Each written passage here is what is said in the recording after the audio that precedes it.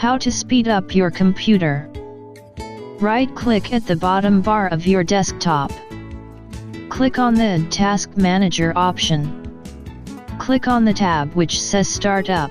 The different processes running on your computer will come up when you do this. Click on a particular process that you want to disable. On the bottom right corner of the Task Manager, you will see the Disable button. Click on it and your work will be done.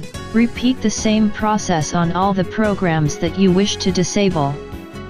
Turning off the visual effects.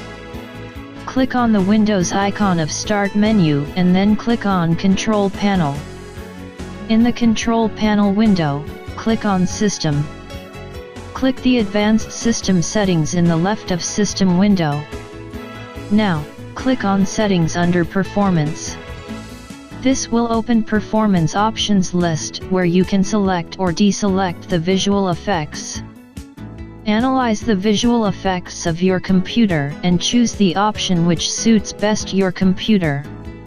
Click on Apply button and then click on OK button to close the window. Click on OK again and then close the system window and you are done. Subscribe to us.